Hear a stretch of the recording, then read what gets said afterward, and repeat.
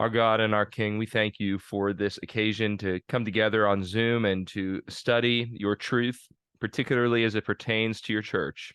We do pray that as we consider what you've instituted for the good of your people and for the building up of your body, that we would be ever mindful that it is you who are doing these things in Christ Jesus, who is the head of the church. We pray now as we study ordination that you would grant us humility, hearts of love and service for your people, not arrogant or boastful or pretentious dispositions or attitudes. Instead, Lord, we pray that you would be honored, that you would be lifted up, even as we submit ourselves to your service and to your person and work. In Christ's name we pray. Amen. Okay, so today we're going to be continuing our study, wrapping up, actually, going through initially this book, Well Ordered Living Well by Guy Prentice Waters.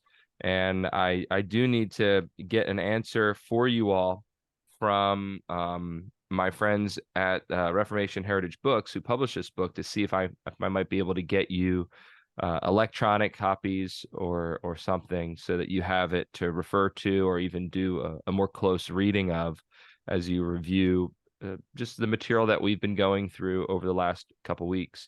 And then once I'm done this, I'm going to, and I don't know how far we'll get into it today, but I'm going to take you through this book, The Apostolic Church, Which Is It by Thomas Witherow. Thomas Witherow is a Northern Irish Presbyterian. And in that book, it's really one of the more helpful presentations I've seen of just more of an inductive study of the book of Acts and how the church of the apostles was operating, and then comparing it to the three major forms of church government that we see today, namely Presbyterian, prelacy or episcopacy, and then congregationalism or independency. And so I'm looking forward to going through some of that with you today. Excuse me. Just as a heads up, I'm making sure I'm not leaving anybody out here. Just as a heads up, I have to get going in about an hour to get some service on my vehicle as we're making a family trip up to where I'm from tomorrow. And if you're not familiar with American geography, where I live now is about 700 miles away from where I'm from. And so we're going to take a long car drive tomorrow to go back up to northern Delaware and southeast Pennsylvania. So I want to get my oil changed in my vehicle and make sure the brakes are good and everything else so that my family is safe on the road. All right. Without further ado, the church and ordination. Well, if you've been in the church as a member or as a pastor for any stretch of time, you may have seen an ordination service. Now, if you've been in more of a Baptist or non-denominational church or a small home church, perhaps you haven't seen or participated in or planned an ordination service. But these are relatively common in Presbyterian churches. We have two kinds, ordination and installation services. In an ordination service, officers are ordained to the ministry, and that involves a laying on of hands, physically laying on of hands, and recognizing that God has ordained these men to the gospel ministry through his church, or even into the ministry of being a deacon or a ruling elder. And then installations always go along with ordinations, but sometimes installations take place by themselves. Now, that's when somebody who's already ordained is not ordained again, but is installed into the ministry. So the words are pretty straightforward. The services look very similar. In fact, on this past Lord's Day, my first intern here at Antioch Presbyterian Church, Tim Cook, was ordained to the gospel ministry in Susquehanna Valley Presbytery of the Presbyterian Church in America. So he's now a pastor up in Pennsylvania, central Pennsylvania, after having completed his internship with us down here in South Carolina. And while he was being ordained, My co-pastor and I were participating in an installation service for two of our dear friends, Dr. David Sinclair and Dr. Scott Cook, in Seneca, South Carolina, about an hour and 15 minutes west of where I'm sitting right now. And so this past Lord's Day was a glorious day for our little church and the things that we got to be involved in.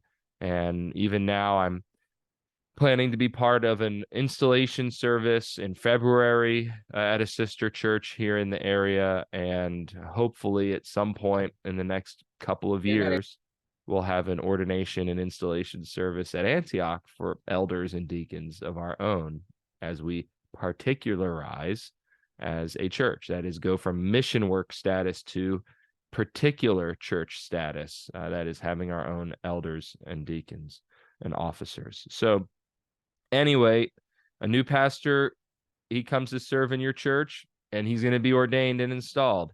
New elders and deacons, they'll be ordained and installed to begin going about their work. And even if a missionary is going to be sent out to begin his work as a herald of Christ in a foreign land or in a place that's, quote, destitute of the gospel, that doesn't have a church already, we ordain that missionary and send him out to that unique call as well. These are all examples of ordination and installation into a work. It's ordination is an interesting thing. It's the end point in a very long process of being nominated, being elected, being trained, being tested, proven for some form of ordained ministry and service in the church. Every man who enters into church office has been preparing to do so for a long time. It's not an accidental thing. It's not a magical thing. There's a process that leads up to it. And it's God's will in Scripture that this process is thorough and takes a long time.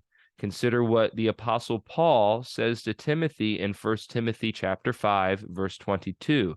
He says, "Do not lay hands on anyone hastily." Now, Paul is not saying, don't hit anybody hastily. Like, don't put your hands on somebody like you're going to punch them. Paul is saying, don't ordain them to the ministry hastily, because the laying on of hands as a physical action is here representative of, or a metonymy for, the whole act of ordination, of setting someone apart to the gospel ministry or to service in the church. And so Paul says, don't be hasty about this now. Be thorough in your examination of this man. Make sure that he's ready. God, we might hear this phrase: God does not call the qualified; he qualifies the called. I think I've heard that maybe by John Piper or maybe even John MacArthur. It's a good line. I agree with it. God does not call those who are necessarily skillful or talented or gifted or have all the knowledge that they need. But once they are called to pursue the ministry, well, then he qualifies them, as in he, through different processes, schools, mentors, just the ministry of the word, he will train those people and give those men everything they need to be able to fulfill their calling. And so once called doesn't mean you immediately enter into the work. Once you sense that call to ministry, or once a church approaches you, or an elder or other deacon or other pastors encourage you to pursue the ministry or to become an elder or a deacon, well, that sparks off a process of training and proving and qualification that then ends in ordination. To give you an idea for how long this can take, most seminary programs here in the United States take 3 years. And that's assuming you've already completed a 4-year academic program at the undergraduate level. And that's if you're doing everything in a full-time manner. So if you sense a call to ministry, even if you're 18 years old, well, you have 4 years of undergraduate studies and then 3 years of divinity studies. And so you're going to come out at 25 and 26 at the earliest and be ready for the gospel ministry, academically speaking. You still might not be mature enough, and you have to complete an internship or some kind of post MDiv program for a couple of years. For myself, I was in college. I was 21 years old. Yeah, I believe I was 21 years old when I sensed a call to gospel ministry. So then I graduated at 22. I worked a job for a year. Well, and then my wife graduated, and then I got a new job as I was trying to figure out how to get myself ready for seminary. And then I got another job. And so it was really 3 years after I graduated my undergraduate studies that I started seminary. And then it took me 6 years to get through seminary. The seminary degree that I went to is a 4-year full-time program. I was doing it part-time, so it was 6 years. So all told, I was not ordained then until 2021. At that point, I was 30. I just turned 32 years old. So it took me about 11 years to go from sensing a call to getting all the training, proving, testing, examining done, and then having been ordained. 11 years. So do not be hasty in laying on of hands. Now, ruling elders and deacons probably don't need as much academic training as pastors. And so it's going to look a bit different, but it still should be, I would say, at least a 6-month process of training, testing, and examining men for such positions of importance in the church. We must not be hasty in laying on of hands. Indeed, even in just bringing somebody into church membership, we're not hasty about it. The early church used to take a year of catechesis before baptizing an adult believer who had no background at all in the scriptures. Now, we see in the book of Acts, Jewish background believers coming to faith in Christ and immediately being baptized. That's largely because they already had an understanding of the covenants, of who God is, and we assume understanding of God as Father, Son, and Holy Spirit, a tripersonal, triune God. And so, they didn't have as much basic instruction that needed to take place if they had a Jewish background. But certainly, as the church spread, and you had people with as you'll be familiar with, where you are, just absolutely no biblical understanding at all. And in fact, this is increasingly the case in the United States. You want to take a bit more time to make sure they get that grounding even before they become a member, much less an officer. All righty. So what exactly is happening when men are ordained to office in the church? What are the benefits and blessings of ordination to the church's officers? These are the two questions I want to address in the remaining time that we have. What is happening at ordination? Is it just, a group of pastors putting their hands on somebody else, or is there something else happening? Is there something more? What's the spiritual significance of this? How does it relate to sacraments, for example? All of these issues, what's happening? And then what are the benefits and the blessings of ordination? As in, why in the world do we do this? Other than the fact that it's modeled for us in Scripture, is there another reason, or is there another benefit or advantage to us to have this done?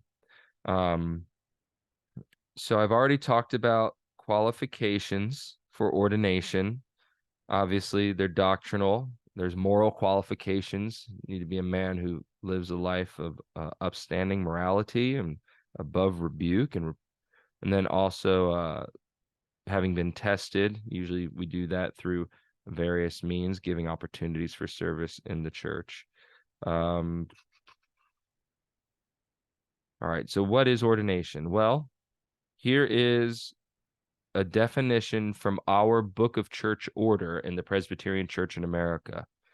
Ordination is the authoritative admission of one duly called to an office in the Church of God, accompanied with prayer and the laying on of hands, to which it is proper to give the right hand of fellowship. That is, to shake somebody's hand, recognizing that this has happened. Notice there's a few elements here. One of the elements, the very first one, is accompanied with prayer. This we see in the New Testament. And when Paul and Barnabas are set apart for missionary work, that service of setting apart, either ordaining or installing them, or both, that was accompanied with fasting and prayer. And that's been a typical Presbyterian practice ever since the beginning, leading up to an ordination service or even an installation service. The men who are participating are encouraged to pray with fasting, because fasting is just an intensification of our prayer, making our prayers more urgent, more pleading, and giving us more time to pray as we set aside the time that we would usually spend eating. Instead, we take it up in prayer. So united to prayer, it's the laying on of hands, to which it is proper to give the right hand of fellowship. Ordination marks not just the end of a long process, but this is how it's an interesting thing. It's not just the end of a process of training, of being proven, of being tested and examined and qualified. It's also the beginning of something. It's the beginning of a new ministry. And in that sense, ordination is a glorious ordinance in Christ's church. It's not a sacrament. It's not baptism or the Lord's Supper, but it is certainly a wonderful time in the life of a church and in the life of a man called to ministry in the church in some way. I generally like to relate it to actually getting married. That might sound pretty intense, but it's true. At ordination, you take vows before a God and man. You take vows to do certain things, to uphold the word of God, to serve God's people, to deny yourself in that service. And then usually congregations take vows to you, to submit to your leadership, and to encourage you, to pray for you, to be respectful and even in disagreement with you. And if you're a pastor, in general, this is what we want to see in churches that are able to do this. But if you're a pastor, the church also takes a vow to financially support you so that you can commit yourself wholly to the work. And I know that's not going to be the case for everybody, because in some contexts our churches are small and we need to, like I did for the first year or so, year and a half of being here, sometimes you need to work a full-time job even as you're pastoring, or work a part-time job while you're pastoring to make ends meet. So ordination marks the beginning of a man's exercising certain gifts as an officer of the church. It's an action of the church. In particular, it's an act of the elders. We see this in 1 Timothy 4:14. This is probably the main proof text, other than 1 Timothy 5:22, which I've already mentioned, talking about just the need to test somebody and qualify somebody. 1 Timothy 4:14, Paul says to Timothy, you may recall, he says, do not neglect the spiritual gift within you, which was bestowed on you through prophetic utterance with the laying on of hands by the presbytery, by the elders. And it was certainly the case with Paul and Barnabas, as I mentioned in Acts 13:1-3. And Guy Waters actually makes the point here that 13:1-3, it's technically an installation, not an ordination there, because Barnabas and Paul had already been active in the ministry, had presumably already been ordained to the ministry. So now they're being installed in a missionary work at that point in Acts 13:1-3. And, since this is a shorter lesson anyway, I'll spend the time. Let's look at, if you have your Bibles, you can look at Acts 13:1-3 with me, or just listen. It's fine.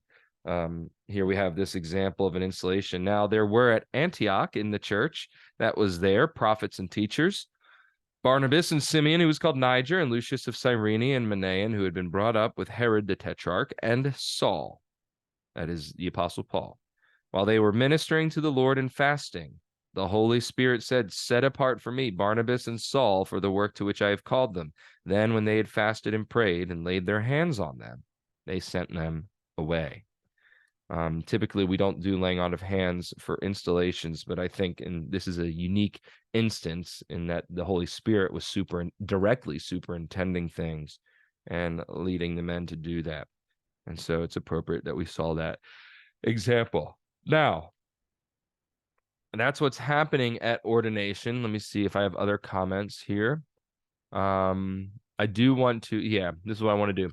I really want to distinguish what we do in ordination from what the Roman Catholics do in, quote, their ordination or taking of holy orders. So if you have a Roman Catholic background, you're going to be familiar with that. They view that as one of their 7 sacraments.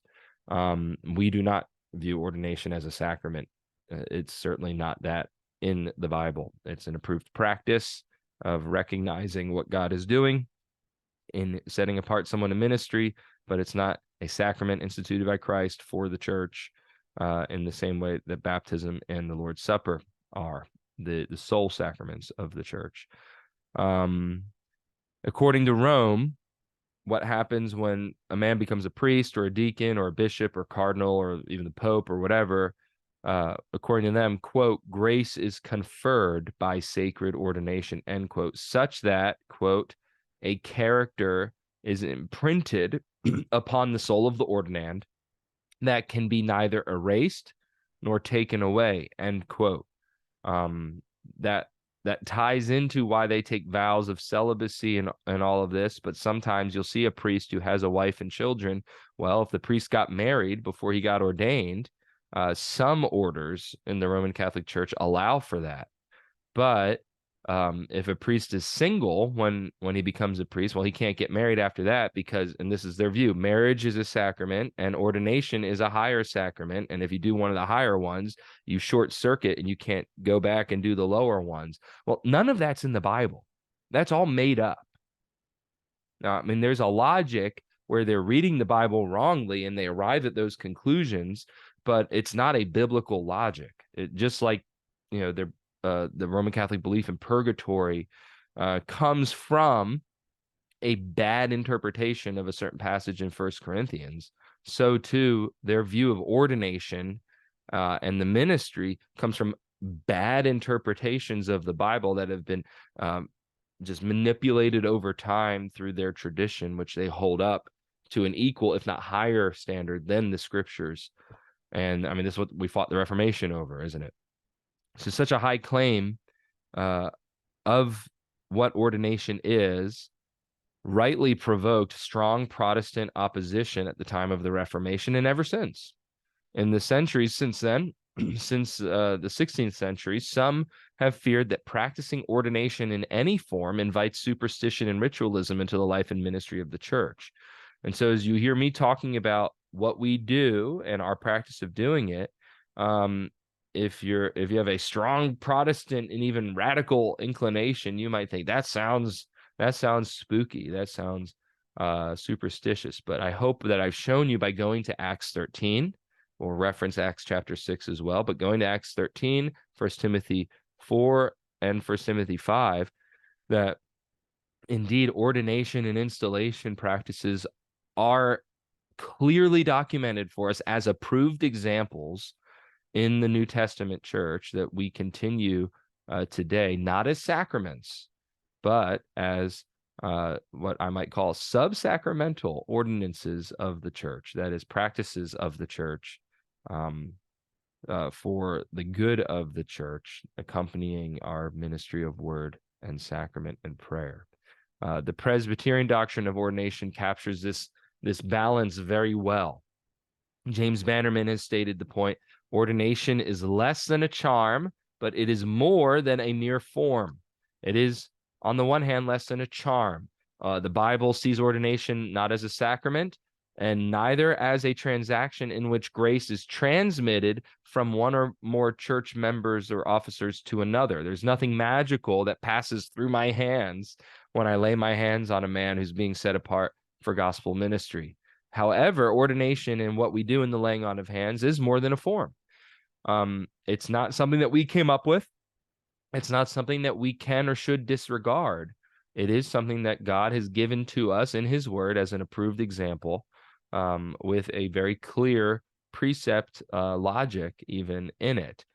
If Paul says, do not be hasty to lay on hands, well, he's also saying, be careful and thorough in laying on hands, which means that there's a clear command there to lay on hands and just not to be hasty about it. And then we have all the examples as well. So ordination is something with deep significance in the life of the church. So what happens when a man is set apart to the office to which he's been elected and called by the church? As we're continuing to ask, what is ordination? But before we get to the benefits and blessings of it. Well, the laying on of hands by the presbytery implies that in their judgment, the person ordained possesses the grace and other qualifications which fit him for the office. And that quote is from Thomas Witherow, the man I already mentioned, but from a different book called The Form of the Christian Temple, being a treatise on the constitution of the New Testament church. Witherow was a gifted ecclesiologist. That is, he has a number of fine writings on the doctrine of the church. So in that statement, what he's saying is that ordination is a formal recognition on the part of the church that a particular man has the gifts and the graces, to quote the larger catechism, the gifts and graces needed for the office to which he's ordained. It's at this point that underlies Paul's exhortation to Timothy that I've already mentioned, do not be hasty in laying on of hands. We're recognizing that God has blessed and gifted somebody to do something in particular in the church. And thus, we move very carefully then into ordination. In the second place, ordination is the authoritative admission, as our BCO or Book of Church Order puts it, authoritative admission of that man to office. So in ordination, the church is putting a man in office. It's not the exercise of the keys of the kingdom like admission to sealing ordinances is, admission to the Lord's Supper, but it is nonetheless an authoritative admission to a unique and special service in the church. When a man is ordained, he's given full ecclesiastical authority to discharge the office's functions. That is, he's given all authority that the Bible makes clear he would have as a deacon to do what a deacon does, or all authority that the Bible's clear an elder has to do what an elder does. So it's there is something that's being that there is a change taking place. Before you are ordained, you lack something that is needed in order to do the work of an ordained officer. Once you are ordained, then you are put into the office, into the role which God has called and prepared you to take. And then you have all the authority to do what needs to be done in that role. And we talk about powers of order and powers of jurisdiction. And so there are certain things that you can do as an elder or as a deacon by yourself, according to the word. And then there are much more things and certain things you can do as a deacon meeting with other deacons and as an elder meeting in session with other elders. And the real authority flows out of the corporate meeting together and deciding on things. So when you're ordained to the ministry, you're not, like becoming a dictator or something. Rather, you're joining a team that does all of its work in a team manner, if we can put it that way, to use a more casual word. We see this point illustrated in Acts 6:6. If you look at Acts 6 with me, I promised you we would go there. The situation, if you might recall, is the Hellenistic Jews, those who have a Greek background, just by merit of being in the diaspora, being very influenced by Greek culture, they're feeling a bit ignored or neglected by the apostles. The apostles were not ignoring or neglecting them, but the apostles were overwhelmed in the very mundane aspects of church life at the time in serving meals. The apostles were trying to keep up with the ministry of the word and prayer, and so they weren't able to get the food out to everybody as quickly as possible.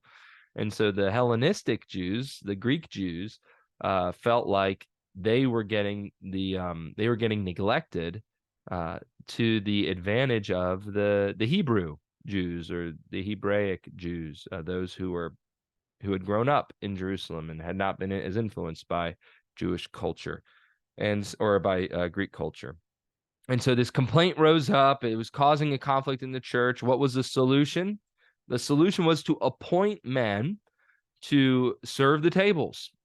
Now, that word for table service is diakonos. So they were going to, or diakusune or something. And so they were going to go and be involved in the table service of the church here in Acts 6. And so what happens after these men are selected, so that the apostles could be devoted to prayer and the ministry of the word? The other men then would do the service. What happens? The congregation chose 7 men. And then in Acts 6:6, we read this: and these they brought before the apostles, and after praying, they laid their hands on them. And then only after that time were those 7 men then able authoritatively to distribute the food, wait on the tables, and do the ministry to which they were called as deacons. There's some discussion that were these really deacons in the way that we have them now, or were they something like proto-deacons? I tend to think that we see here the institution of the office of deacon. Certainly, Paul talks about the qualifications for a deacon in 1 Timothy 3. And so we know that the office is one of the 2 continuing offices along with elder. But others see this as, they're actually being installed in more of an evangelist role, and that's largely because of what happens to Stephen in the next chapter, where he does seem to be a bit more eloquent and gifted in certain teaching ministry than even a deacon would be expected to be right off the bat. But all that's to say is, off the bat, by the way, is an American, if you don't know that word or that phrase, it's an American idiom. When you swing a baseball bat and the ball leaves the bat, it's right off the bat. I think that's where that comes from. So if I ever say anything that's unique to American English and you don't know what in the world I was saying, please ask the question. And I think I got that idiom right. No, you don't, when you say an idiom, you don't even think about it. It just kind of, you assume everybody knows what it is. All right. So in Acts 6:6, it's only after the apostles ordained the 7 gifted men who had previously been chosen by the church in Jerusalem that these 7 men enter into the office of deacon. It is in this sense that George Gillespie, whom you may have heard of, since I know Pastor Rocky loves George Gillespie, that he says of pastors that, quote, ordination maketh men ministers, end quote. That doesn't mean that something magical happens, but it does mean that in ordination, a man is authoritatively admitted into the office so he can begin his work without being told to stay out of that place, because he can say, no, I've been put into this place. This is my work now. Furthermore, it is at the point of ordination that one theologian notes, we have warrant to believe that in answer to prayer, all the promises connected with the office are fulfilled, and this special blessing or grace suited to the office will be conferred. So at this point, we're now going to shift gears. We've talked about what ordination is, and so now we can also talk about the blessing of ordination. What is it? Well, Guy Waters writes, ordination's a wonderful time in the life of any church. We see new evidence of the reign of Christ, who gives gifts to his church, namely officers. We esteem the elders who have trained and examined the men who are about to step into their new ministry. We are grateful that we have had the opportunity to identify, choose, and encourage these men to continue to serve us now in a more formal way. This is the way that the church is supposed to work, and there are certain blessings attached to it. In the ordinance or in the act of ordination, the church looks to God to supply richly to the men being ordained what he needs to conduct an effective, faithful, and fruitful ministry in the church. This is one reason why I love ordination services. Good ordination services emphasize that this is God's work, that he is blessing his church with officers, that he is going to supply his officers with everything that they need to be a blessing to their church. It's a wonderful statement of dependence on God in a visible, even formal ceremony. Precisely because ordination is a divine appointment in this way, we are confident that, and again, quoting, I think this is James Bannerman again, yes, quoting Bannerman, we are confident that if done in a right spirit, ordination will not be without the presence and peace of Christ, owning his own institution and blessing his own ordinance. Ordination is not a sacrament. It's not a superstitious transaction. It's not a magic trick, but neither is it empty of meaning and importance. It is an expression of God providing for his church what she needs and blessing his church with officers, and those officers with what they need in the Spirit to fulfill the tasks for them. It's an ordinance that Christ has instituted and is pleased to bless for the building up of the church. That's the purpose for which he gives officers, is for the edification or building up of the saints into the temple of God. And he does this, at least in one sense, through ordination. If ordination, when done rightly, maketh men a minister. What then are the practical implications? Well, in the first place, ordination is a reminder, indeed a wholesome reminder to the church, that officers have no sufficiency in themselves for the work that they are poised to undertake. Notice, as I mentioned, ordination is a formal expression of our dependence on God for our ministry, and thus, some appropriate texts for ordination, really from 2 Corinthians. Paul says, and I just read through this the other day in my Bible reading, but Paul says very powerfully, to the one an aroma from death to death, to the other an aroma from life to life. And who is adequate for these things? Talking about the ministry. The gospel ministry is going to go forth into the world, and it's going to repel some unto judgment, and it's going to draw others unto life eternal. But what man is adequate to do this ministry, to proclaim this gospel, to offer life, or to pronounce judgment? No man is adequate to that. If God's not in it, the ministry will fail and it will be abused. And so we admit that in ordination. And then 2 Corinthians 3, verse 5, we read, not that we are adequate in ourselves to consider anything as coming from ourselves, but our adequacy is from God, which again is beautifully illustrated in ordination. It's also an occasion for the whole church, non-officers and officers alike, whether you're a pastor or a lame person, an elder or a deacon. When you attend to an ordination service or an installation service, you have a great opportunity to look to God and pray, as I said, with fasting. Pray for him to pour out his blessing upon the man or the men being set apart for church office. So that's the first place. Ordination's a wholesome reminder and occasion for asking God to help, to be there, giving us what we need. In the second place, ordination impresses upon the church the fact that each officer is an officer of Christ.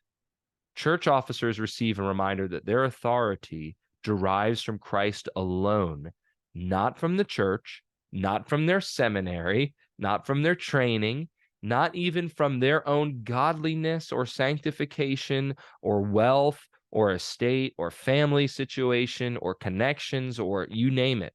No, his authority as an officer comes from Jesus Christ alone. If there was any other source, it would be illegitimate. Consider Simon Magus. Simon Magus approached the apostles, seeing the power and the wonders that the power they possessed, the wonders they were performing, and Simon the magician, who had made a credible profession of faith and had been baptized by the apostle Peter, Simon the magician says, hey, here's some money. Make me an apostle too. That's not how this works. It doesn't matter how much money you have. It doesn't matter how much training you have. That can't make you an officer in the church. And indeed, Simon Magus was condemned for that. And today we have a word for people who try to buy their way into church office. We call it simony. It's a huge problem in the Reformation, where you would have Roman Catholic men of wealth purchasing for themselves or for their sons, purchasing bishoprics, purchasing parishes. And then it was really a financial thing. They would buy the right to collect the tithe on behalf of the Pope so that they could take a little bit more money for themselves. And it became an investment. That is so horrific. I mean, what an abuse of the church and of the office. And today, I think even in ostensibly evangelical churches and Protestant churches, we see a similar thing where a man will purchase for himself, the rights, the privileges, even the education to be able to be an officer in the church. And no, if the calling is not there, then no amount of money will be able to buy it, and no amount of training will be able to qualify you for it. Again, going back to that phrase, which can be abused and misunderstood, but is ultimately a good phrase: God qualifies the called. He does not call the, quote, qualified, those who think that they deserve it. God qualifies those who know they don't deserve the honor, but yet he desires to glorify himself in them. All right, so ordination impresses upon the church the fact that each officer is an officer of Christ. Church officers receive a reminder that their authority derives from Christ alone and not from themselves or the church itself. They have been dedicated to a special service under the king and are therefore accountable to him for their life and labors as officers of the church. Now, at some point, we will talk more about the nature of church power being ministerial and declarative, ambassadorial, you might say, not magisterial or legislative. I just used a lot of big words. All that means is our power comes from Jesus. Our power is to do his will. Our power is not our own. And whatever power we have and right and authority we have to serve Christ in the church does not mean that we can make up our own rules. We do all things in submission to God and his word and his spirit speaking in the word. Therefore, we are accountable to him for our lives, and we are accountable to him for our labors as officers of his church. Christ's word alone is the rule and guide of everything that officers do as officers. Non-officers also receive a reminder of their call to honor and to submit in the Lord to their leaders. This is an extension and application of the fifth commandment: honor your father and your mother, that your days might be long upon the land which the Lord thy God giveth unto thee.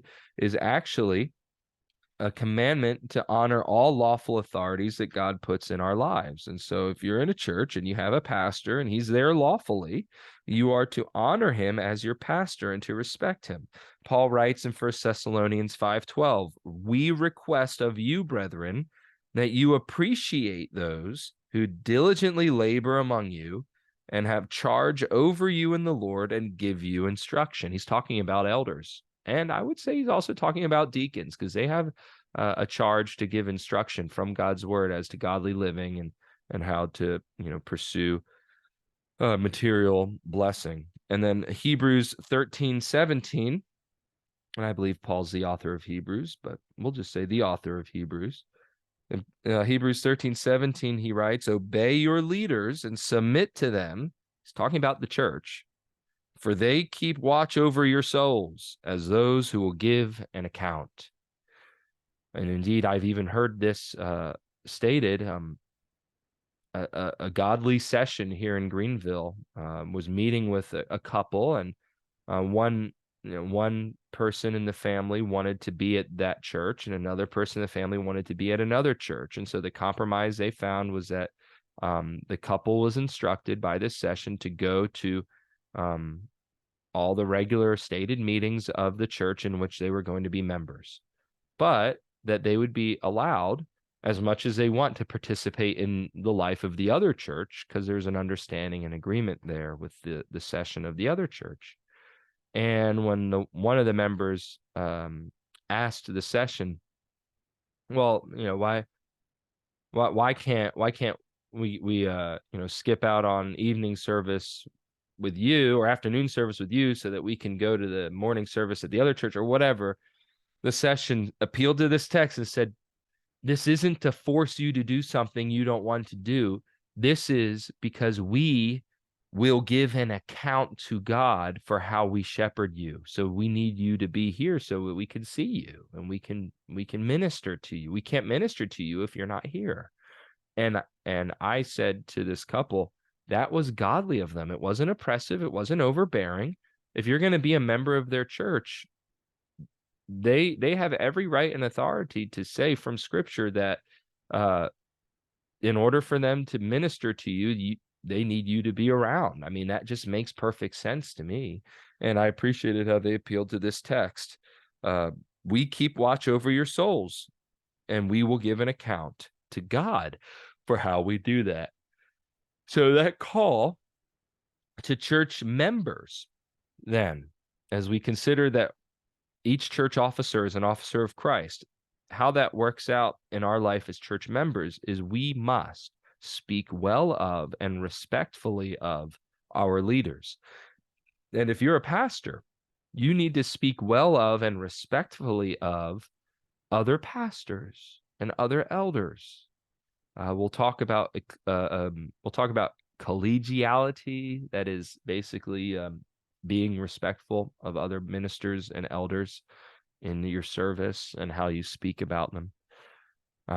We need to encourage one another, encourage our leaders, work for their spiritual good and their encouragement. That really means pray for them, and then provide for this worldly support of our leaders if we can. And brothers, I know that, and I've been in similar situations to a degree. I know that in many places around the world, our pastors are working hard at a day job, tent making like Paul, because there's just no money in the congregation to provide for a minister. And I get that. And I know that's hard. And it was very stressful for me for a year, providing for a large family in an expensive country, while also trying to pursue the ministry. And I thank God for the support I got from other churches.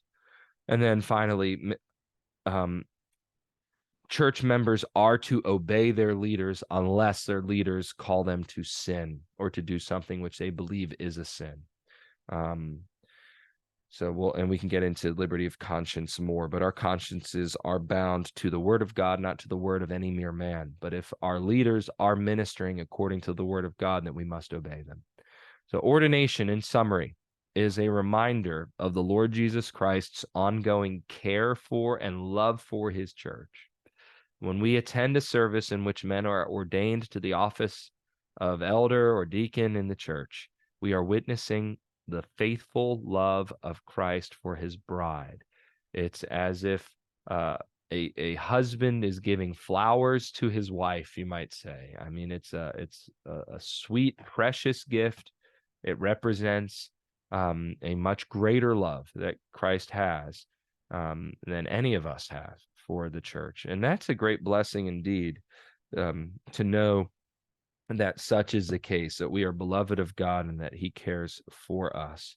So the practical application of this is, I hope you notice this, the whole church is involved in ordination through nominating officers, training them, electing them by a show of hands, and then attending to the worship service in which they're ordained and installed.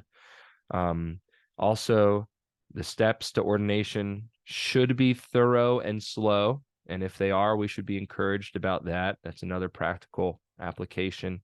And finally, as we've already mentioned, at ordination services, we make or renew our commitment to support, honor, and encourage the church's officers, because Christian life and growth is not individualistic. It's something that we're all involved in together. So at the end of this, now, we've looked at the 5 points of Presbyterianism that Guy Waters highlights in his book. And perhaps what we've discussed has prompted some additional questions, or perhaps you wonder how what we've said lines up with the practice of Christian churches that are not Presbyterian. And in this book, and I'm not going to go back to this, but in this book, he very helpfully in chapter 4 has a chapter called "But What About?" And he gives a whole bunch of questions I'll just read the questions that he asks, and hopefully I can get you a copy of this. He says, where was the church before the New Testament? Do I have to become a member of a church? Does being a member of the church mean that I'm saved? What do I have to do to become a member of a local church?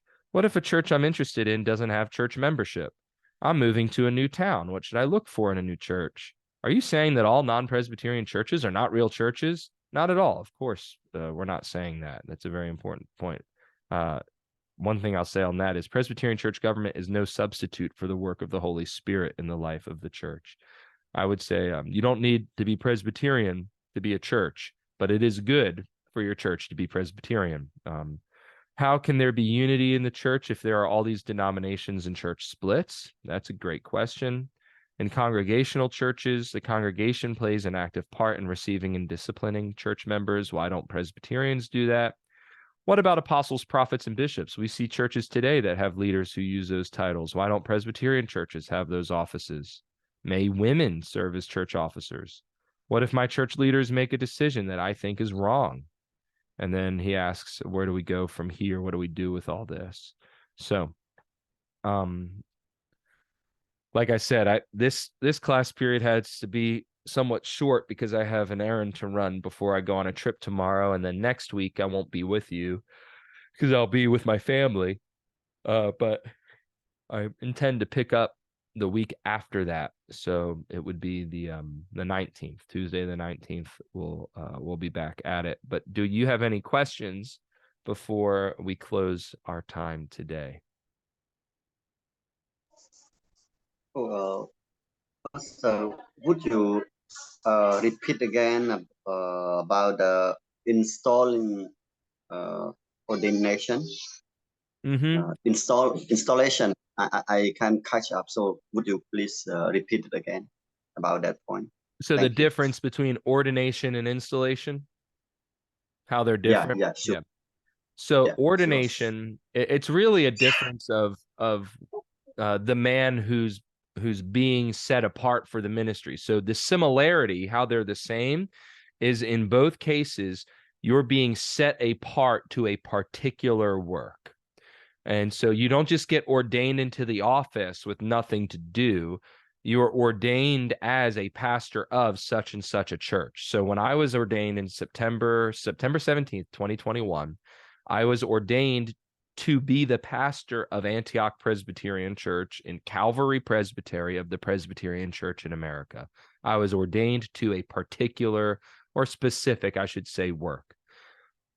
Now, let's say I resign from this work. I'm still a pastor, but then I'll be a pastor without call. And the way we deal with that in the Presbyterian Church in America is every year I have to give a report on my progress to identifying a new call. And if after a period of 3 years, I still have not identified a new call to the ministry, at that point, my presbytery will likely encourage me to demit the office. That is to basically say I'm no longer a pastor. And then if I demit, I forget, I have to look it up, but if you demit or if you're divested, which means you're basically taken out of the office as an act of discipline, in one of them, you actually have to be reordained, but in the other one, you don't get reordained. You just get installed into an office because the ordination is viewed as a permanent thing unless you're disciplined out. I think it's if you demit, then you can be installed into a new office, but if you're divested, you have to be reordained again because it's like your ordination was taken away. But all that's to say, I'm getting into the weeds.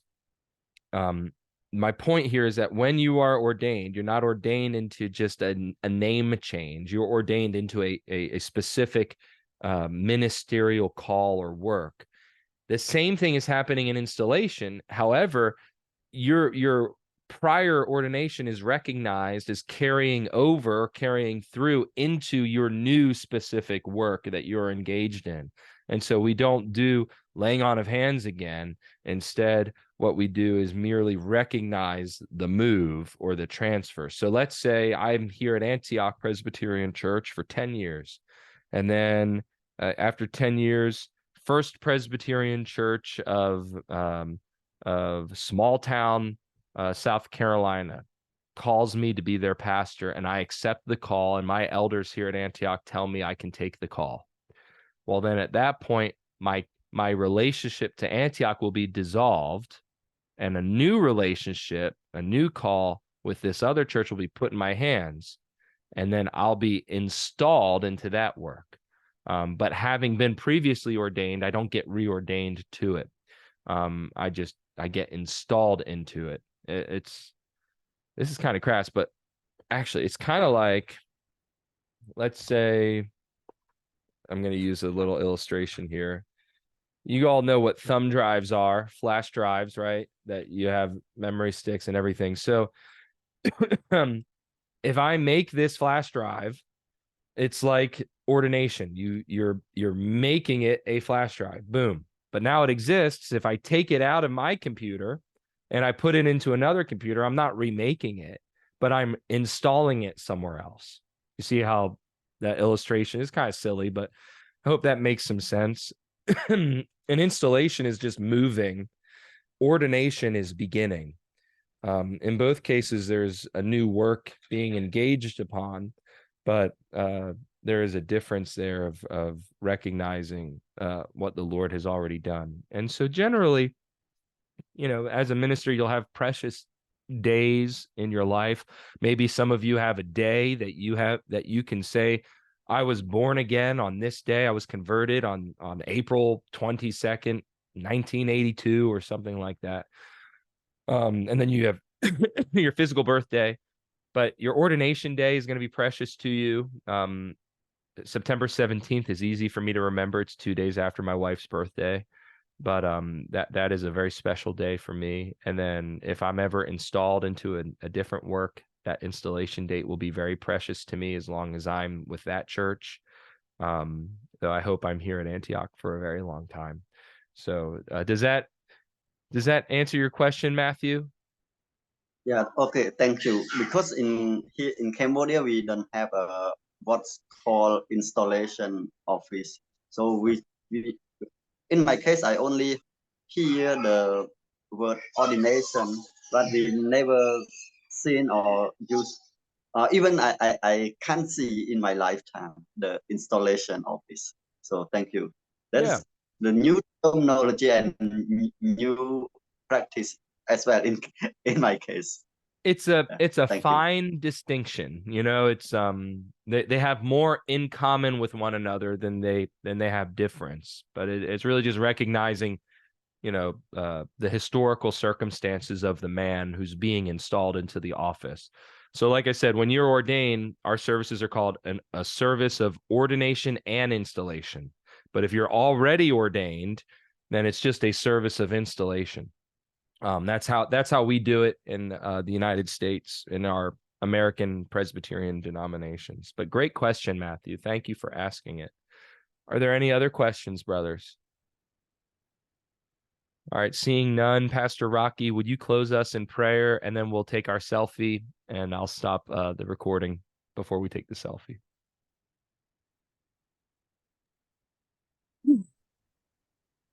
Okay, let's pray. Our Father, Heavenly Father, Lord, we thank you for the learning of your word tonight, using your servant, Reverend Zachary Groff. We thank you because you have enlightened us and given us the concept from your word of ordination, ordaining men into the ministry in which that's the beginning of their work in the church in which you have appointed. And we thank you for teaching us this matter. This is very important for us so that we can also apply this matter in our respective churches in Asia. We pray, Father, that as we continue this subject, may you be pleased to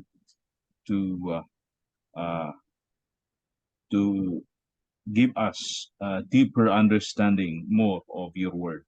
And we pray, Father, that you grant Reverend Zachary Groff's travels with his family safety, and that he may safely return and teach us again and in the next week.